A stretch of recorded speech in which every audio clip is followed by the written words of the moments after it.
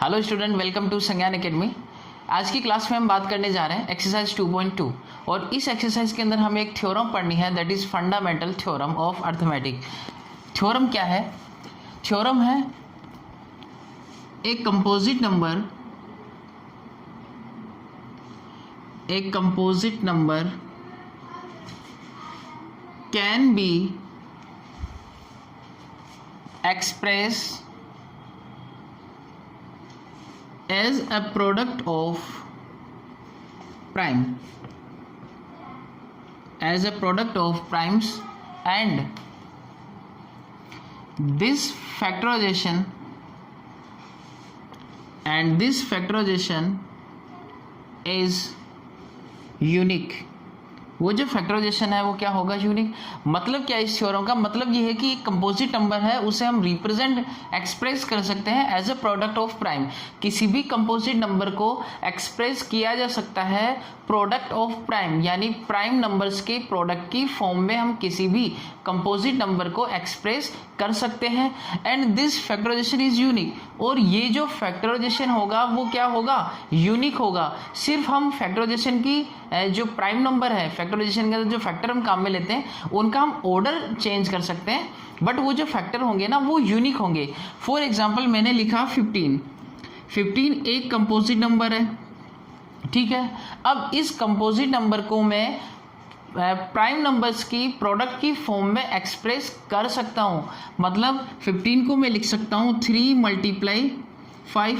अब आप यहाँ बताइए कि 15 के जो प्राइम प्रोडक्ट हैं, या मैं कह सकता हूँ कि 15 के जो फैक्टर हैं वो 3 और 5 के अलावा कुछ और हो सकता है? नहीं हो सकता। यानी हम किसी भी कंपोजिट नंबर को प्राइम फैक्टर के प्रोडक्ट की फॉर्म में रिप्रेजेंट कर सकते हैं, और वो जो प्रोडक्ट हैं, वो जो फैक्टराइजेशन है वो कैसे होते हैं? यूनिक होते हैं। बस हम इनका ऑर्डर एक्सचेंज कर सकते हैं। मैं 15 को ये भी लिख सकता हूँ 5 × 3, बट जो प्रोडक्ट ऑफ प्राइम्स यानी प्राइम नंबर्स होंगे वो हमेशा क्या होंगे? यूनिक होंगे। वो कभी भी जो है चेंज नहीं हो सकता। तो 15 के प्राइम फैक्टर हमेशा 3 × 5 होगा। ज़्यादा से ज़्यादा इनका ऑर्डर चेंज हो सकता है, बाकी इनके जो प्राइम फैक्टर होंगे वो क्या होंगे? यूनिक होंगे। That is the fundamental theorem of arithmetic.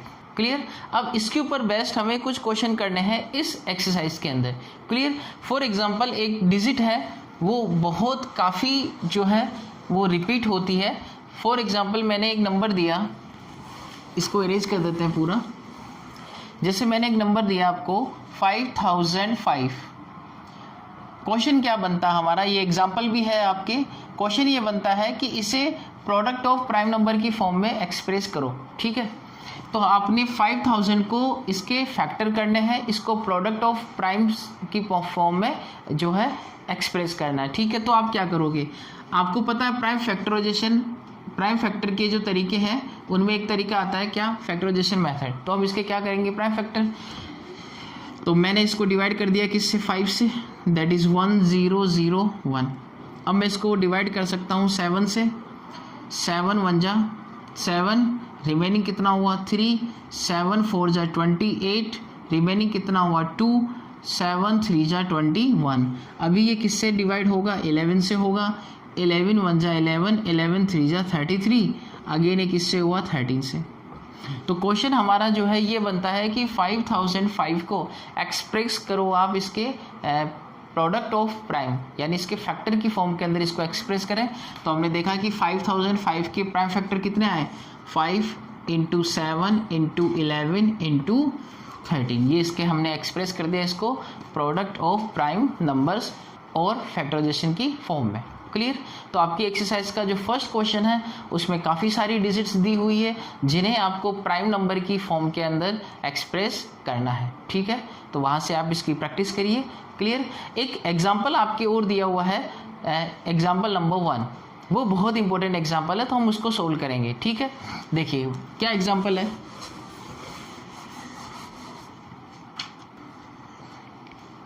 Example है अपना example number 1। Check whether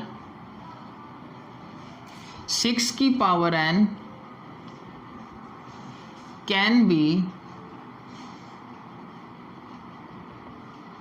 ending with digit 0 and with digit 0 where n is natural number. Check whether 6 की power n can be ending with the digit 0 where n is natural number. मतलब कि 6 की power n की जो form बनेगी, जब आप इसको सोल्व करोगे, n की वैल्यू आप नेचुरल नंबर लेके जब यहाँ पुट करते हो, देन आप उसको सोल्व करोगे तो उसका जो प्रोडक्ट होगा, उसका जो भी प्रोडक्ट हमें मिलेगा, उसका एंडिंग किससे होना चाहिए? 0 से.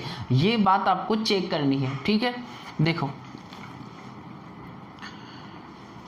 हमें पता है कि किसी भी नंबर की एंडिंग अगर 0 से है, कोई भी नंबर की एंडिंग अगर 0 से है, वो नंबर 2 और 5 दोनों से डिविजिबल होता है. कोई भी ऐसा डिजिट, कोई भी ऐसा नंबर जिसकी एंडिंग 0 से होती है, तो वो नंबर या 2 और 5 दोनों से डिविजिबल होता है. उस 2 से भी डिविजिबल होगा और 5 से भी होगा.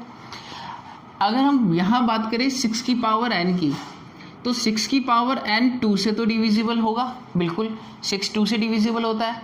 ये 3 से भी डिविजिबल होगा, दोनों से होगा. तो हमें अगर ये चेक करना है कि 6 की पावर n की जो एंडिंग है वो 0 से होगी, तो आपको 2 से तो डिविजिबल है, इससे तो कोई मतलब नहीं था. आपको ये चेक करना है कि ये क्या 5 से डिविजिबल है या नहीं है. ठीक है, 6 की पावर n की अगर एंडिंग 0 से है तो ये 2 और 5 दोनों से डिविजिबल होना चाहिए. 2 से तो ये डिविजिबल होगा ही होगा. अब हमें चेक करना है कि क्या ये 5 से डिविजिबल है. अगर ये 5 से डिविजिबल हो जाता है तो इसका मतलब इसका एंडिंग किससे होगा? 0 से होगा. ठीक है, अगर हम 6 के फैक्टर करते हैं, दैट इज 2 × 3, यही होगा.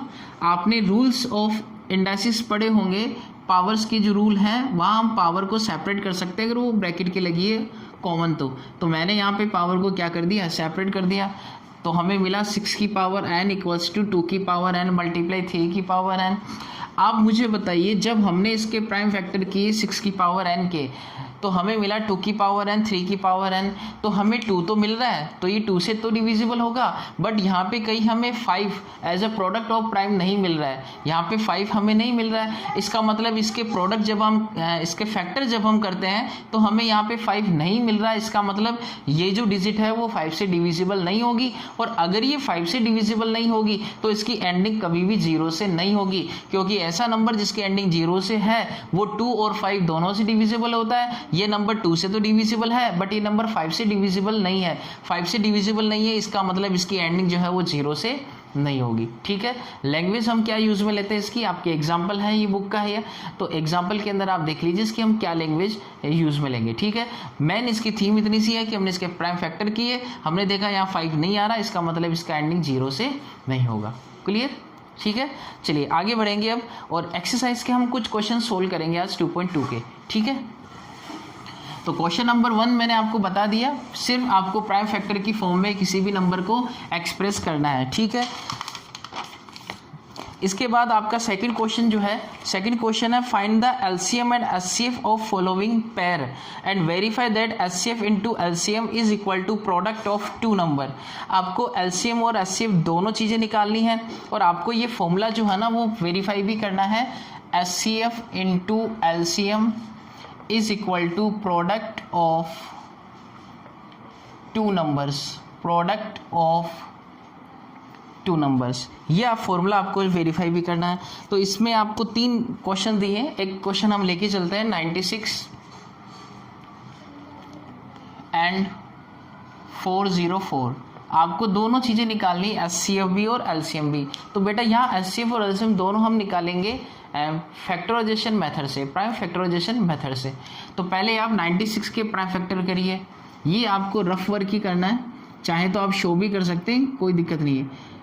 इसको हमने डिवाइड किया 2 से. 2 4 ज़ा 8, 2 8 ज़ा 16, 2 2 ज़ा 4, 2 4 ज़ा 8, 1 2, then 6, then 3, then 1. ये हमने इसको एक्सप्रेस कर दिया. तो 96 को मैं क्या लिख सकता हूँ, 2 यहाँ पे कितने टाइम्स आ रहा है, 1 2 3 4 5, 2 raised to power 5 and 3 raised to power 1. 96 को हमने सोल्व कर दिया, ठीक है। 404 के भी निकाले प्राइम फैक्टर, देन 404, तो पहले इसको 2 से डिवाइड कर देते हैं, अगेन 2 से,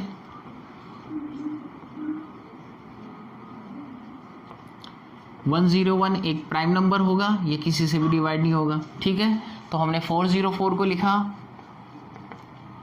2^2 एंड 101, क्लियर, ये हमने लिखा। सबसे पहले हम निकाले HCF। HCF का मतलब होता है हाईएस्ट कॉमन फैक्टर, मैक्सिमम यहाँ पे क्या कॉमन आ रहा है, और LCM का मतलब होता है लीस्ट कॉमन मल्टीपल, ठीक है। बट हमें क्या ध्यान रखना है, HCF और LCM निकालने में हमें क्या ध्यान रखना है, जब बात करते हैं HCF की, तो HCF के अंदर आपको क्या करना है, सबसे पहले ये देखना है कि इनमें कॉमन फैक्टर क्या है। सबसे पहले आप देखोगे कॉमन फैक्टर क्या है, हमने देखा 2 यहाँ पे कॉमन आ रहा है, 3 यहाँ है, यहाँ नहीं है, 101 यहाँ पे नहीं है, यानी ये कॉमन नहीं आ रहा, कॉमन क्या आ रहा, सिर्फ 2 आ रहा है, ठीक है। जब आप HCF फाइंड करते हो 2 की आपको मिनिमम पावर काम में लेनी है। HCF जब भी आप फाइंड करते हो 2 की आपको मिनिमम पावर काम में लेनी है, मतलब कॉमन फैक्टर की मिनिमम पावर काम में लेनी। 2 की मिनिमम पावर क्या हुई, 2 की पावर 2, ठीक है। तो जब भी हम HCF निकालेंगे पहले हम क्या देखेंगे, कॉमन फैक्टर क्या है, और जो भी कॉमन फैक्टर है उसकी मिनिमम पावर हमें यूज में लेनी है, 2^2 दैट मीन्स 4, ठीक है। LCM में क्या होगा, LCM के अंदर सबसे पहले हम वही काम करेंगे, कॉमन फैक्टर ढूंढेंगे। इनमें कॉमन फैक्टर क्या मिला, 2 मिला, बट यहाँ पे कॉमन फैक्टर की हमें मैक्सिमम पावर यूज में लेनी है, दैट इज 2^5। LCM के अंदर हम कॉमन फैक्टर की मैक्सिमम पावर यूज में लेंगे और HCF के अंदर हम मिनिमम पावर यूज में लेंगे, ठीक है। अभी कॉमन फैक्टर तो हमने देख लिया, बट LCM के अंदर हम उन फैक्टर को भी रखेंगे जो कॉमन नहीं है। पहले हमने कॉमन देखा, मैक्सिमम पावर ली और लिखा, अब वो भी लिख दो जो कॉमन नहीं आ रहा, 3,101। तो LCM के अंदर वो भी लेना है जो कॉमन नहीं है, और HCF में सिर्फ वो लेना है जो कॉमन है और उसकी भी मिनिमम पावर, LCM में जो कॉमन है उसकी मैक्सिमम पावर, और रिमेनिंग जितने भी फैक्टर हैं उनको भी लिख देना है, ठीक है। अब हम इन सबको सोल्व कर लें तो हमारा आंसर आ जाएगा 2^5, दैट इज 32 मल्टीप्लाई 3 इंटू 101। इसको जब आप मल्टीप्लाई करोगे बेटा तो आपको मिलेगा 9696, ये आपका LCM हुआ। तो HCF आपका हुआ 4, LCM आपका क्या हुआ 9696। अभी हमें ये भी बोला है कि आप इसको क्या करें, वेरीफाई करें, ठीक है। तो हम इस फॉर्मूले को भी वेरीफाई करेंगे कि HCF और LCM को जब आप मल्टीप्लाई करते हो तो वो इक्वल होता है प्रोडक्ट ऑफ 2 नंबर्स, यानी उन दोनों नंबर्स के प्रोडक्ट के इक्वल होता है। तो हम वेरीफाई करें, HCF into LCM is equal to product of 2 numbers. HCF अपना हुआ 4, LCM हुआ 9696, प्रोडक्ट ऑफ 2 नंबर, तो मल्टीप्लाई कर देते हैं 96 एंड 404। मल्टीप्लाई करें तो बेटा हमें मिलेगा 38784, और जब आप इसको भी मल्टीप्लाई करोगे तो आपको मिलेगा 38784, ठीक है। तो ये आपका जो है फॉर्मूला भी वेरीफाई हो गया कि HCF into LCM is equal to product of 2 numbers, ठीक है। तो ये आपका सेकंड क्वेश्चन था एक्सरसाइज 2.2 का, जहाँ पे आपको 2 नंबर्स गिवन है, उनका आपको HCF निकालना है, LCM निकालना है, उसके बाद आपको फॉर्मूले को वेरीफाई भी करना, ठीक है। आई होप आपके पूरी तरीके से क्लियर हुआ। HCF चाहिए कॉमन फैक्टर देखो, कॉमन फैक्टर की मिनिमम पावर, LCM चाहिए कॉमन फैक्टर देखो, मैक्सिमम पावर, रिमेनिंग जितने भी फैक्टर है उनको मल्टीप्लाई कर देंगे, वो अपना LCM होगा, और इस फॉर्मूले को हमें वेरीफाई भी करना, ठीक है। तो इस क्वेश्चन के अंदर आपके 2 क्वेश्चन और दिए हुए हैं, एक तो मैंने सोल्व करवा दिया, इसके एक्स्ट्रा आपके 2 क्वेश्चन और है इसी के अंदर, तो आप उनकी प्रैक्टिस करो वहां से, ठीक है। अभी हम आगे बढ़ते हैं, अभी हम लेते हैं क्वेश्चन नंबर 3।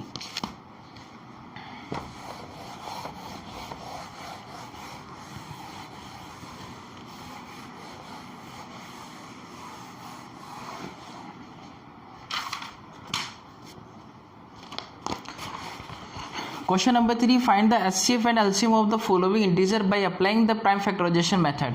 Question number 3 में आपको क्या बोला गया, आपसे बोला है कि प्राइम फैक्टर करो, प्राइम फैक्टर मेथड से इनके एलसीएम और एचसीएफ दोनों फाइंड करो। फॉर एग्जांपल एक नंबर है 12, 15 एंड 21। तो यहाँ पे जो है टोटल 6 क्वेश्चंस हैं इसके अंदर, और आपको उनमें से एक में सोल्व करवा रहा हूँ, 12, 15 एंड 21। हमें क्या करना, हमें एचसीएफ एंड एलसीएम दोनों निकालने हैं। किस मेथड से? प्राइम फैक्टर मेथड से। तो हम इनके प्राइम फैक्टर करेंगे सबसे पहले। तो 12 के मैंने प्राइम फैक्टर किए, 2 6 जा 2 3 जा 3 1 जा 3। फिर मैंने किए 15 के, तो 3 × 5 होता ही है। 21 के भी आपको पता है 3 × 7। तो हमने लिखा 12 इज इक्वल टू 2⁻² 2 मल्टीप्लाई 3⁻1। 15 के हमने प्राइम फैक्टर किए 3⁻1 5⁻1। 21 के हमने फैक्टर किए 3⁻1 7⁻1। तो ये हमने इसके क्या कर दिए, प्राइम फैक्टर कर दिए। क्वेश्चन में ये बोला गया था कि इनको आप प्राइम फैक्टर के मेथड से एचसीएफ और एलसीएम दोनों फाइंड करो, ठीक है। तो अभी हम निकाले एचसीएफ, अगेन हम निकाले एलसीएम, ठीक है। एचसीएफ के अंदर हमें ये देखना है कि कॉमन क्या आ रहा है। तो आपने देखा बेटा कॉमन क्या है, 3 और मिनिमम पावर क्या है, 3 की पावर 1 ही है। तो हमने यहाँ पे क्या ले लिया, 3। उसके अलावा यहाँ पे कुछ कॉमन है नहीं है, इसका मतलब एचसीएफ कितना हुआ, 3, ठीक है। एलसीएम के लिए हम सबसे पहले कॉमन देखेंगे। कॉमन की मैक्सिमम क्या है, 3 की पावर 1 ही मैक्सिमम है। इसके अलावा कुछ कॉमन आ रहा है क्या, नहीं आ रहा। अच्छा, जब 3 डिजिट की बात होती है तो ज़रूरी नहीं है कि तीनों के अंदर कॉमन आप देखो, अगर 2 में भी कुछ कॉमन आ रहा तो उसकी भी मैक्सिमम पावर काम में लेनी है, ठीक है। मैं दोबारा बता रहा हूँ कि जब 3 डिजिट की बात होती है तो हमें क्या करना है कि कम से कम 2 में भी अगर वो कॉमन आ रहा है। फॉर एग्जाम्पल यहाँ पे अगर आ जाता 2⁻3, यहाँ नहीं होता। तो अगर ये 2 यहाँ है बट यहाँ नहीं है तो आप ये नहीं कह सकते कि सिर्फ कॉमन नहीं आ रहा है। एचसीएफ के अंदर तो हम वही लेंगे जो तीनों में कॉमन आए, 3 3 3 तीनों में आ रहा है। एचसीएफ की जब मैं बात करूंगा तब ये 2 हम यहाँ पे इंक्लूड नहीं करेंगे। ऐसा नहीं होगा कि 2 में कॉमन आ रहा तो आपने मिनिमम पावर काम में लेगी, नहीं। जब ये तीनों में कॉमन आएगा तभी एचसीएफ के अंदर काउंट होगा, क्योंकि एचसीएफ के लिए तो नेसेसरी है कि वो कॉमन होना चाहिए, क्योंकि इसकी फॉर्म है highest common factor. Common factor क्या है, मैक्सिमम, वो लेना है। तो कॉमन की जब बात आएगी तो एचसीएफ के अंदर तो सिर्फ कॉमन, तीनों में कॉमन आना चाहिए। लेकिन जब आप एलसीएम लेते हो तब तीनों में जो चीज़ कॉमन आ रही वो हमने लिखी। अब 2 में अगर कुछ कॉमन आ रहा तो इनकी भी मैक्सिमम पावर यहाँ पे लिख देंगे, ठीक है। तो अभी यहाँ पे कुछ नहीं आ रहा तो हमने रिमेनिंग लिख दिया 2⁻2 5 × कितना 7। तो बस इनको आप मल्टीप्लाई कर लो, 3 × 2⁻4 7। तो मल्टीप्लाई करें तो 5 4 जा 20, 23 जा 60, 60 × 7 420। तो इसका एलसीएम कितना हुआ, 420, ठीक है। तो ये थर्ड क्वेश्चन है। इसके अंदर आपको इस तरह से जो है प्राइम फैक्टर की फॉर्म में उनको रिप्रेजेंट करके उनका एचसीएफ और एलसीएम फाइंड करना है। तो ये हमारी फंडामेंटल थ्योरम थी अर्थमेटिक की, ठीक है। अब इस एक्सरसाइज में 2 क्वेश्चन और बचे हुए हैं, उनके बारे में हम डिस्कस करेंगे अपनी नेक्स्ट क्लास में, ठीक है। तब तक के लिए good luck and good bye.